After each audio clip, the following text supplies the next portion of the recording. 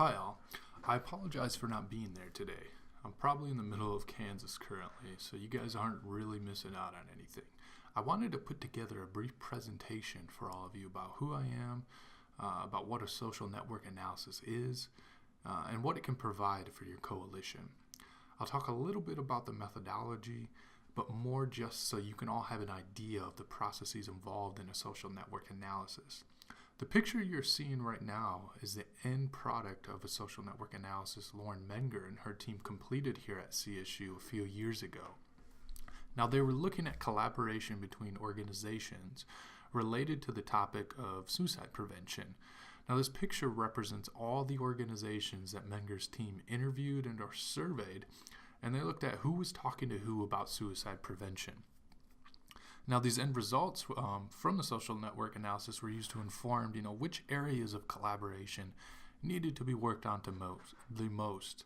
It helped increase capacity within the coalition, and it helped to identify, where resources ought to be directed to increase the coalition's overall effectiveness. Now, before jumping into the whole project, I want to just give you guys an idea of who I am. I'm in that picture on the right, I'm obviously the guy on the left. On the right, that's my wife, Amy. And in the middle is our happy dog, Leo, on his birthday. Also, I'm an Air Force vet. I have a bachelor's from CSU in cultural anthropology. I'm currently a student in the Colorado School of Public Health. My history with social network analysis, I've conducted one last year. I also helped Dr. Jeffrey Snodgrass with one of his research projects that involved a social network analysis, and I'm familiar with the UCINet software that's used to complete this process. So what can a social network analysis provide? Well, it can do a lot of things for any organization. A lot of prior research has looked at interorganizational communication and networking and how a company or firm can become more cost-effective in their internal processes. However, there's been a push over the last decade to engage the social sciences using social network analysis for more practical uses. A lot of them are looking at things similar to the issues that your coalition is concerned about today. How are we collaborating with other agencies and organizations in the local area? What are we collaborating with them on? Who are the main players, and are we leveraging them correctly? Are we distributing our coalition resources efficiently and effectively? These are all issues that social network analysis can help flesh out and help the coalition begin to address and fix, and improve on. So what specifically can it provide? Well, it can provide a significant and immense amount of statistical measurements that can be used to interpret a social network. For the most part, studies looking at collaboration between organizations typically utilize at least two of the four measures that I've identified as options for this particular social network analysis with your coalition. We'll cover that shortly. Now, two of them I took from the 2014 Menger et al. Social network analysis, which I was just discussing, and was that picture on the first slide. And I've also used that to inform a lot of the methods in this project. Two of the others I found informative and potentially useful for your coalition and added them on. So we'll go over those over the next few slides. Now, starting with network density. Now, network density is simply the overall connectedness that exists within a network. This statistical representation is calculated by dividing the number of existing connections between nodes by the maximum amount of connections that could exist between the nodes. Now, using this picture as an example, think of each node as an organization within the coalition. The green network can represent resource sharing, while the orange network can represent coordinating training activities, so different collaboration characteristics.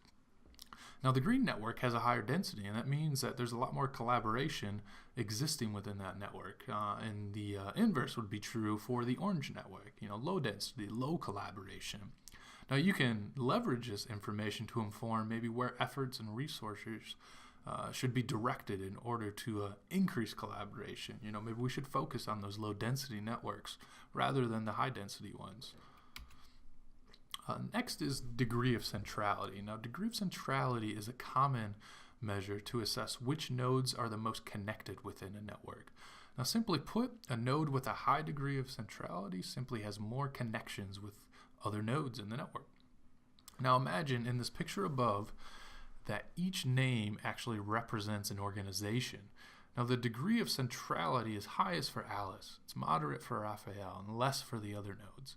Now, this does not necessarily mean that Alice is the most influential organization within that network. Now, there would likely be other factors that are embedded within this network that a social network analysis simply cannot capture. Now, a way to overcome this issue is to present and show each organization within the coalition this network, and show them the centrality scores, and have them discuss and walk through interpretations of it. Is it accurate, or does this reflect our situation and the collaboration that we perceive? And moving on from there, you can start to talk about, should an organization that has more centrality be given more resources because it has more connectedness within the organization, or should resources be given to some of the more peripheral and less connected organizations so they can indeed collaborate more? Betweenness centrality is another commonly used measure. Now, it looks at a node within a network that lies on the shortest path between two other nodes within that same network. In the context of the image provided to the right, Raphael has the highest betweenness centrality in that network. Now, this is because so many other nodes rely on Raphael to facilitate a connection between them. So this is why betweenness centrality is also often referred to as a gatekeeper statistic. Now, think of this in terms of organizational collaboration. If Edgar was UC Health and Aldo was Team Wellness and Prevention, they would require Raphael to facilitate their connection. Now, this has utility within a coalition once this statistic has been revealed from the analysis. For example, if you ever wanted to distribute a certain type of training or resource or whatever collaborative variable or characteristic in the most efficient and effective manner, how would you do it? What organization would you start with? Would you have time to independently send out messages to each organization or task a certain organization to handle the effort? By identifying betweenness centrality, you can pinpoint which organization to start this process with, so that is the most efficient and effective. Now, lastly, cliques can be identified. Now, UCINet has the ability to screen for cliques or subgroups that exist within a social network.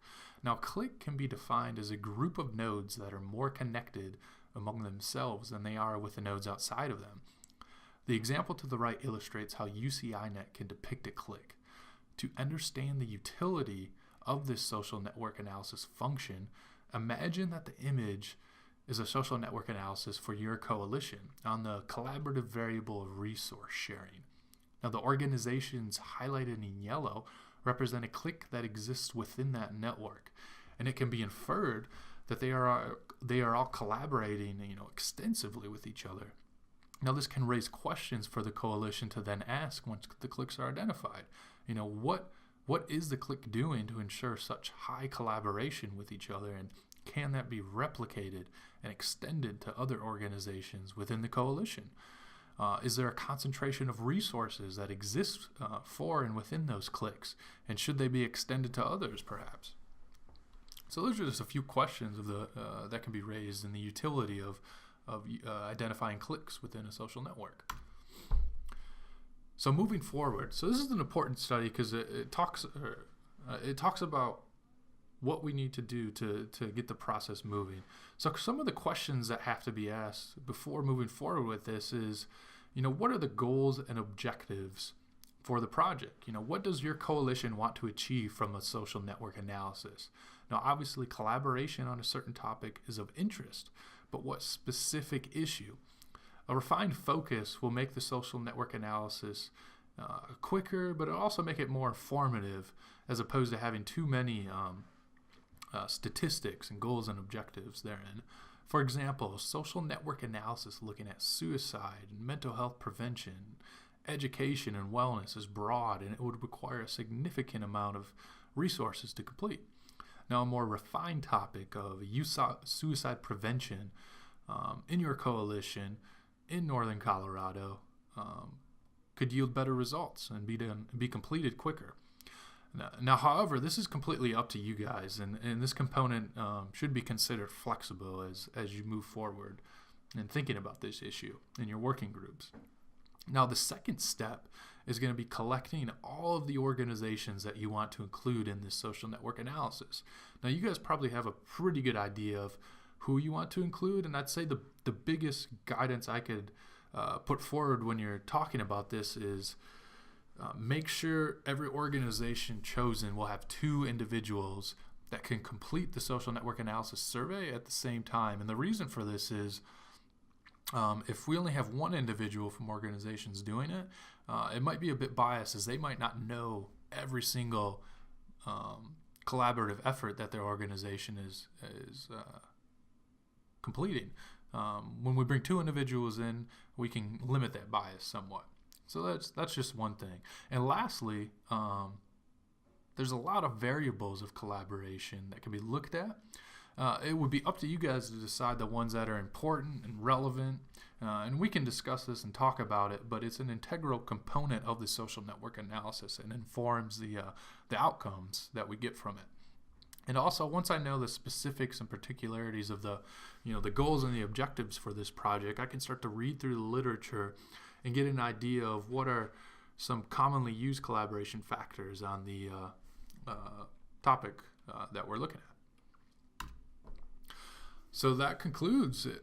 If you guys have any questions, feel free to send me an email at the address provided above. That's my school email. I also sent Adam the slides from today.